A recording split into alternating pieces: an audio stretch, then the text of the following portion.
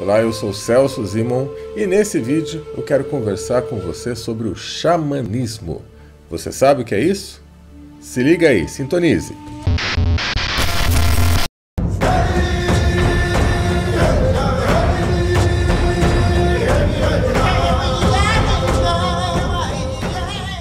Xamanismo é uma disciplina, um estudo ancestral que eu particularmente gosto muito e quero compartilhar um pouco desse estudo com vocês. Então, se você tiver interesse em saber sobre as tradições nativas, ancestrais, que tanto no passado quanto no presente continuam atuando de forma maravilhosa, fica ligado aqui nesse vídeo. Nós vamos também falar sobre o floral, o último lançamento dos florais da Mantiqueira, que é o Floral Xamã.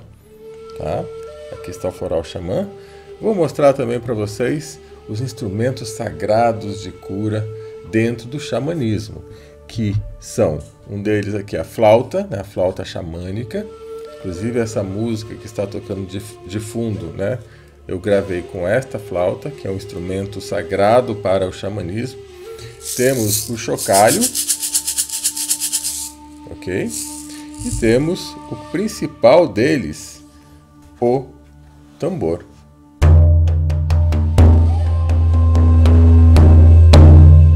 Tambor nativo, ok? Tambor nativo é feito com pele, não é pele sintética, é pele real, pele orgânica, verdadeira mesmo. Nós vamos falar um pouquinho sobre tudo isso. Mas antes, eu quero iniciar lendo um texto da internet que eu tirei. Eu vou fazer algumas correções nesse texto aqui junto com você, que é para a gente entender de forma mais simples possível o que é essa sagrada tradição de conhecimento e de cura.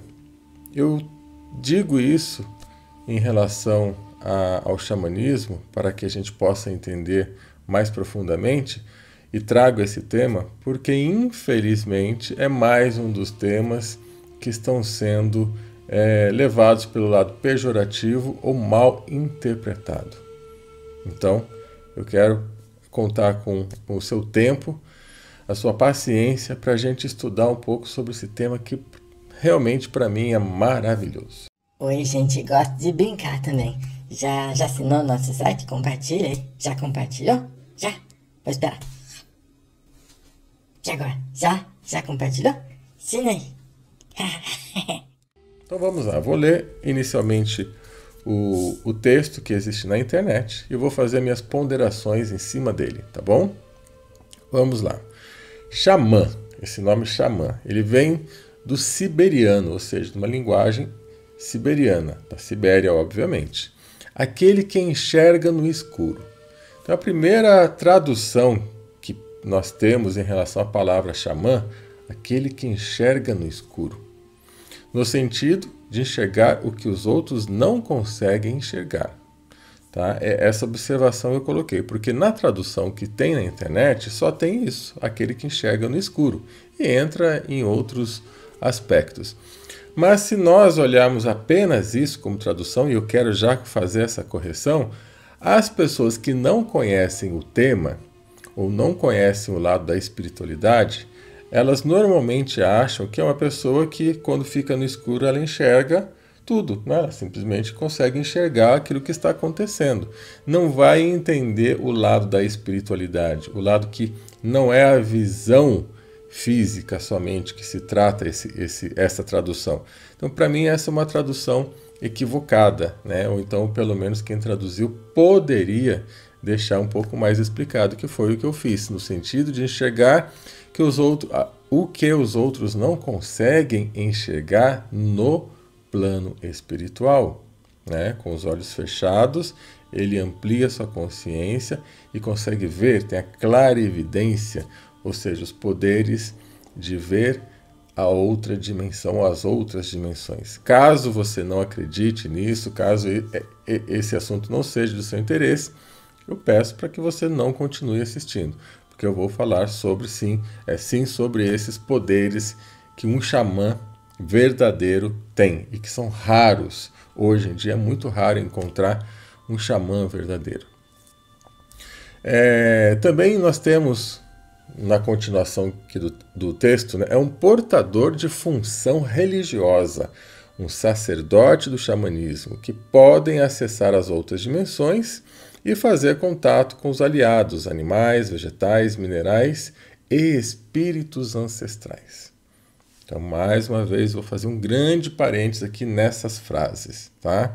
Vou começar. Um portador de função religiosa, um sacerdote que pode acessar outras dimensões. Então, o xamã, eu creio que a melhor tradução para o xamã é o sábio, ok? Mas não é um sábio dos tempos modernos, aquela pessoa que sabe intelectualmente, que fez um curso, que tem muita informação intelectual. É até o contrário disso.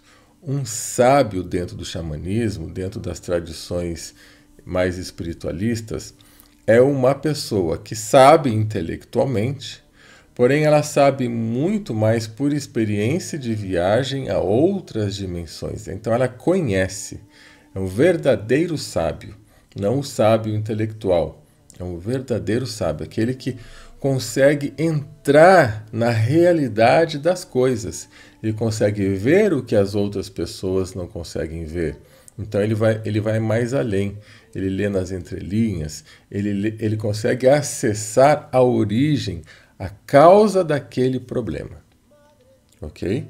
Isso existe. Existem pessoas que nascem assim e existem pessoas que têm já os seus dons e vai aprimorando. É muito diferente uma pessoa que já nasce com os dons completos, o que também é raro hoje em dia, porque a maioria das pessoas nascem com pequenas fagulhas desses dons. E aí que existem divergências para o que eu vou falar mais para frente sobre o pseudo-xamanismo moderno do xamã verdadeiro. Mas continuando aqui.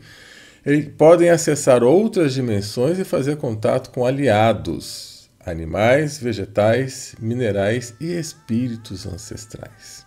Muitas pessoas consideram o xamanismo como conversar com os ancestrais, conversar com os mortos, tomar ayahuasca, tomar o santo daime, tomar o chá. Xamanismo é tomar o chá da ayahuasca.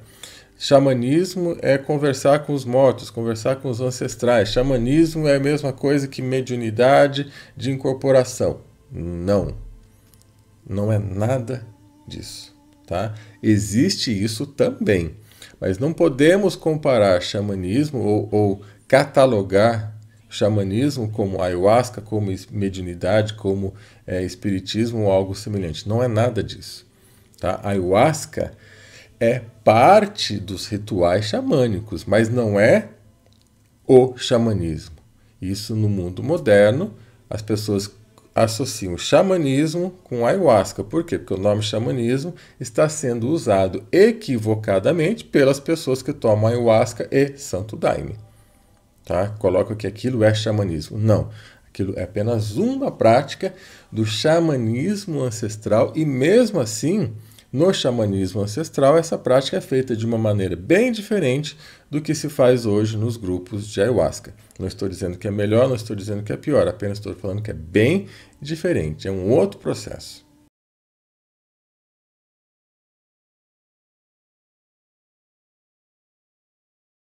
Tá? O xamã ele consegue viajar a outras dimensões de forma consciente e de forma ritualística. Tudo vai depender do grau de evolução e do poder do xamã. Tem xamã que vive naturalmente transitando entre as dimensões. Ele está aqui, mas ele não está muito aqui. Ele fecha os olhos, se concentra, ele já acessa a outra dimensão sem necessidade de fazer ritual ou tomar alguma medicina de poder. Outros xamãs, verdadeiros sábios, conseguem acessar mediante rituais, muita dança, muito tambor e medicina, né? O ayahuasca, os chás de poder, entre outros. Não existe também só ayahuasca, né? Existem diversas outras. Mas aqui no Brasil, o que mais se conhece é a ayahuasca ou o santo daime. Ayahuasca e santo daime são basicamente a mesma medicina quando feita da forma correta, basicamente a mesma, são feitas das mesmas plantas, porém, como a ritualística é diferente, então fica a ayahuasca para uma certa disciplina e o santo daime para quem participa de uma outra disciplina, mas o chá basicamente é o mesmo, mudando concentrações, os cânticos e aí todo o cenário que se coloca aí. Mas a medicina e o objetivo, a princípio, deveria ser o mesmo, tá? Porém, ambos não tem nada a ver ainda com nada a ver, não é a mesma coisa que a ayahuasca primitiva, da forma com que os nativos realmente fazem, tem suas diferenças. Então é importante deixar isso porque as pessoas vão catalogando. Ayahuasca, aquele pessoal que toma chá. Perdão, xamanismo, aquele pessoal que toma o chá lá e sai vomitando, fica igual louco, né? Inclusive eu já gravei um vídeo falando sobre ayahuasca, que não é isso, né? Mesmo que isso ocorra, mas a ideia não é essa, por isso que normalmente é importante a pessoa tomar e experimentar para depois falar.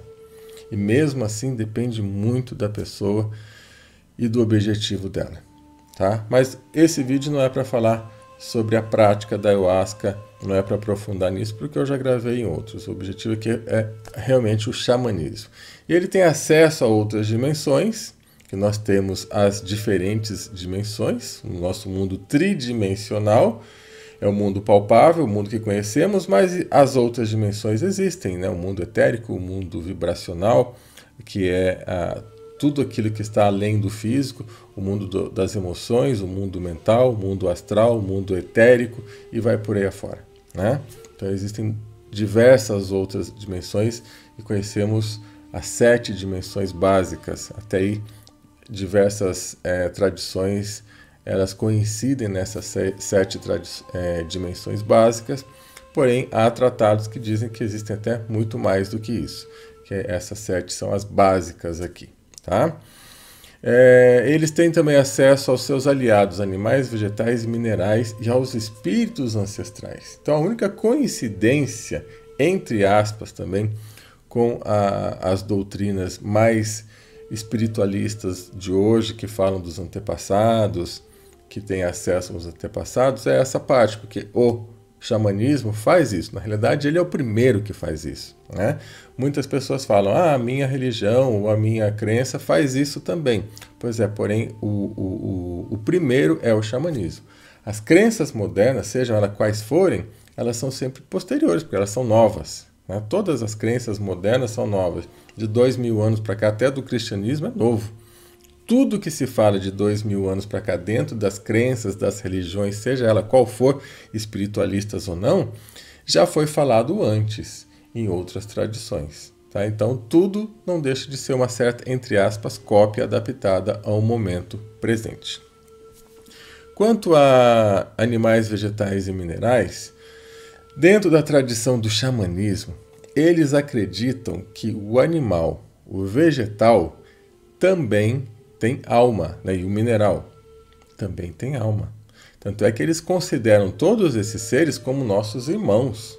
Eles consideram o Sol como o avô Sol, uma entidade, consideram a Lua como a avó Lua, as árvores como o povo em pé. Olha que interessante, árvores, o povo em pé.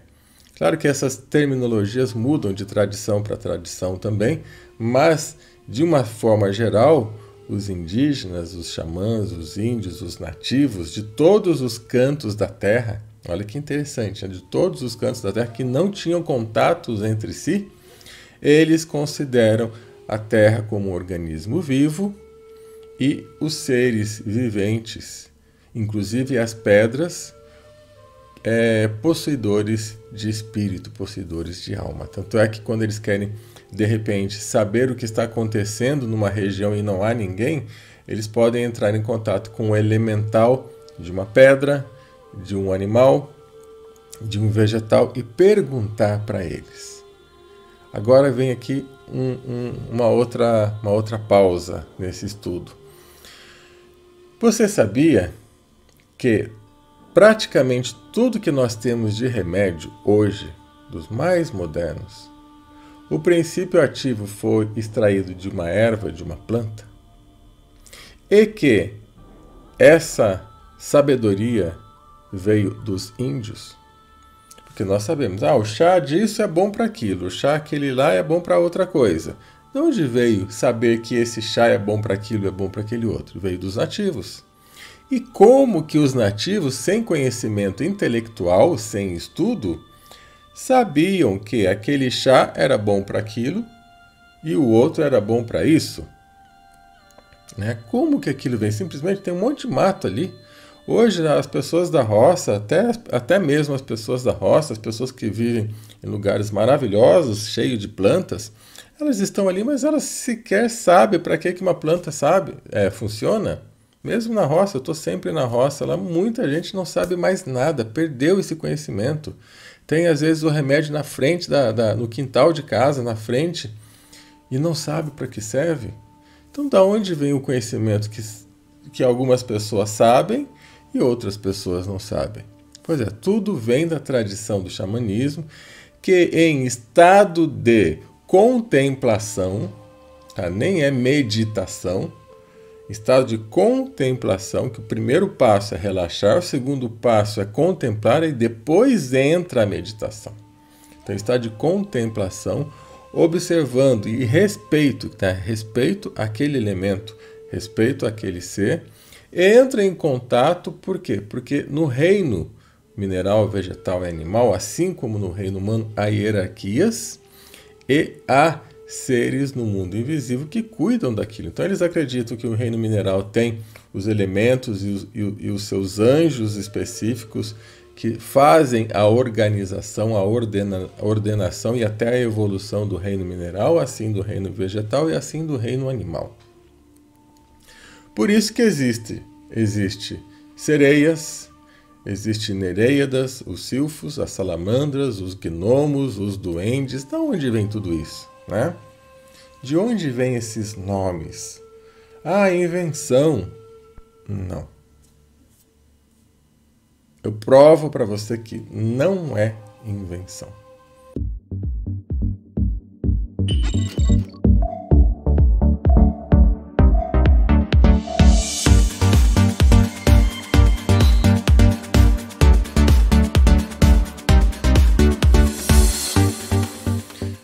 E é relativamente fácil provar para você intelectualmente que não é invenção. Existe um texto meu, que eu já divulguei na internet, passo nos meus cursos, tem nos meus livros, chamado Tudo Existe. Você já deve ter ouvido falar. Se você não ouviu falar, você vai ouvir aqui agora. Eu vou dar esse exemplo agora. Tá? Então eu peço para vocês terem um pouquinho de paciência, porque esse estudo do xamanismo é profundo, não é só aquilo que a gente encontra na internet, não é só aquilo que as pessoas falam, é um pouco mais sobre isso, né? Mais do que tudo isso, aliás. E eu vou dar um exemplo aqui para vocês do porquê que isso existe. Por que esses seres, duende, gnomos, fadas, ETs, fantasmas, disco voador, o que você imaginar quando as pessoas falam que entra na parte mística, ou até mesmo lá o Minotauro, na época da Grécia, aquelas lendas, Atena, a Medusa. Por que isso existe? Você sabia ou você acha que é só lenda? Que é só desenho em quadrinho? Pois é o que nós vamos ver aqui agora. Então, vou fazer uma pausa em relação ao estudo do xamanismo para explicar. Imagina um esclint. Consegue imaginar um esclint? Sabe o que é esclint? Sabe o que é isso? Pensa aí, esclint. Não procure na internet, tá? Não procure na internet. Eu estou perguntando para você, que as pessoas têm. Eu sei, aqui o Google me disse que é isso, isso. Sabe o que é isso? Não, você não sabe o que é isso. Não adianta nem chutar. Não tem nem como tentar. E agora você pode até buscar na internet que você não vai encontrar. Por quê? Porque esclint não existe. Esclint é uma palavra que eu inventei, entre aspas, né? Porque ninguém inventa nada.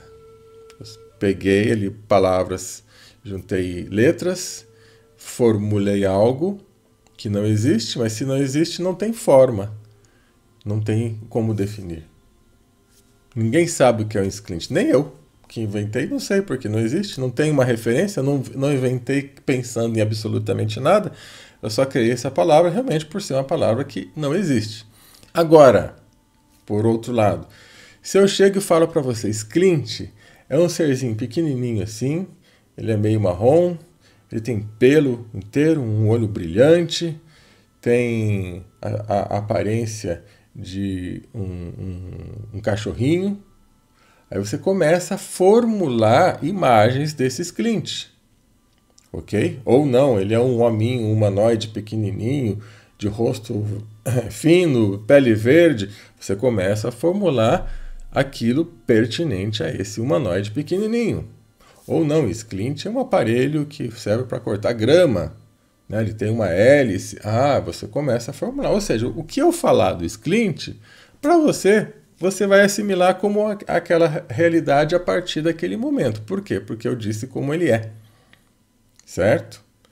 Mas se eu nunca falasse isso, você nunca, jamais ia pensar em esclinte. Essa palavra nunca veio até você. Por quê? Porque simplesmente ela não existe. E não existe forma porque ela não foi criada a partir de uma forma. Agora, a partir do momento que eu falo que o esclinte é assim, assim, assim, assado, é porque o quê? Eu vi aquilo. Não tem como eu inventar uma coisa que eu nunca vi. Você só tem como moldar a partir de traços que você concebe. Quando eu começo a falar, é um serzinho parecido com um cachorro, ou seja, você sabe que é o cachorro, porque você já viu um cachorro. Nem que seja na televisão, mas você já viu um cachorro. Se você nunca tivesse visto um cachorro, eu ia falar um serzinho parecido com um cachorro. Você vai falar, cachorro o quê? O que é isso? Eu não sei o que é isso. Entendeu? Então, por essa lógica, não existe como uma pessoa falar em disco voador sem ter visto um. Não existe como uma pessoa falar em fantasma, ou em duende, ou em gnomo, ou em fada, ou em sereia, sem ter visto um. Porque se ele nunca tivesse visto, ele nunca iria falar sobre aquilo. A nossa mente não consegue, o nosso cérebro não consegue inventar absolutamente nada. Ele consegue mexer, ele consegue adulterar, ele consegue transformar aquilo que ele conhece. Agora, criar ele não conhece. Tanto é que se eu nunca tivesse falado em esclinte, esse nome jamais existiria para você. Então, se nunca ninguém tivesse visto e falado e colocado a forma com que viu um gnomo, uma sereia, um ET, um disco voador, jamais nós estaríamos falando aqui sobre isso. Agora as pessoas podem transformar. Aí, de repente a pessoa viu pequenininho e falou para a outra já falou que era assim, a outra já falou que era assado, a outra já falou que era horrível, sem que de repente ninguém tenha falado isso. Aí as pessoas começam a fazer uma distorção daquela realidade. Então hoje a gente pode ter informações erradas sobre todos esses assuntos, mas em primeira instância precisou existir um para que você conseguisse hoje saber o que é isso, do que nós estamos falando. Agora que eu já expliquei sobre o esclinte, você entendeu um pouquinho mais por que os nativos acreditam, porque eles viam esses elementos da natureza e conversavam com eles, assim como as plantas, o elemental que existe, porque cada planta tem um elemental, que esse elemental é como se fosse um espírito guardião, protetor do reino vegetal. Existem os espíritos guardiões protetores do reino, de cada reino existe a sua equipe de guardiões protetores e estudos sobre aquilo. Então, quando você entra em contato com o responsável por uma determinada planta, obviamente uma pessoa com mais sensitividade, a sensibilidade que o xamã tinha, então aquela planta dialogava com ele e dizia, se você fizer assim, assim, assado, eu posso ajudar, né, a minha parte física, a minha parte energética e espiritual, podemos ajudar o corpo humano em tal situação.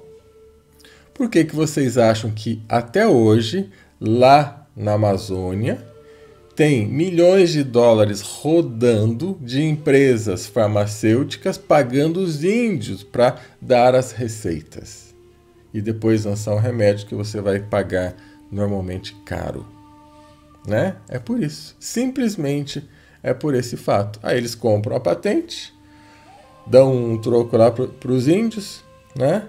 Que hoje a maioria também já nem tem mais esse contato com a ancestralidade, mas eles sabem por quê? Porque aprenderam com os xamãs verdadeiros, que hoje em dia é difícil. O xamã verdadeiro ele não se vende. O xamã de verdade ele não entraria em contato com esses seres e não entregaria os segredos da natureza como não entregam. O que fica são os resquícios, né? Aquilo que é mais popular entre as tradições, e aí vem essas multinacionais e compram tudo. Infelizmente é isso que acontece. A própria ayahuasca, ou daime, foi patenteado, olha só, foi patenteado por uma empresa japonesa. Aí os próprios índios estavam proibidos de praticar sua própria medicina tradicional. Que coisa, né? Aí teve que fazer um abaixo-assinado, entrar com processo, entrar com advogado para quebrar a patente dos japoneses, para que a ayahuasca fosse novamente liberada. Olha que mundo que nós estamos. Tá? Então a ayahuasca, que é uma medicina nativa, tradição indígena, foi vendida, patenteada, os japoneses conseguiram fazer isso, pagando, né, hoje em dia pagando com leis, tudo acontece, né? A verdade não importa, mas você pagou, tem lei, alguém para assinar, tá tudo certo.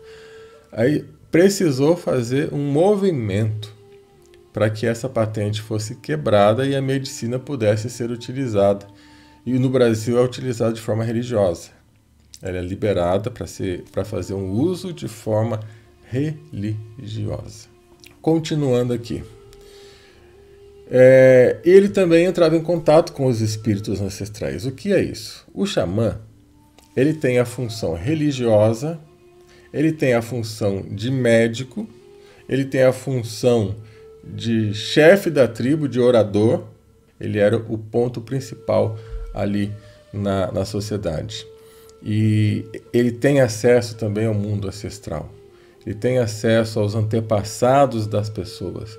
Porque muitas doenças, o xamã ele é muito procurado para ajudar a resolver doenças, por pessoas que queiram serem atendidas em doenças que não acham a cura. Eu já tive contatos e convivi durante 11 anos com pessoas de tribos indígenas de vários cantos do mundo, inclusive na América Latina. Convivi com várias dessas pessoas durante 11 anos e vi fenômenos incríveis. Presenciei fenômenos incríveis para a humanidade em geral. E também fiquei sabendo de muitas histórias das pessoas que, como eu convivi com vários desses descendentes e amigos desses xamãs, fiquei sabendo de muitas histórias do que acontecia nesse trajeto, nessa trajetória de até chegar a encontrar o xamã, e realmente é muito significativo. Pena que a cada dia está mais raro encontrar um xamã de verdade. Mas na cura, normalmente a ancestralidade é ativada.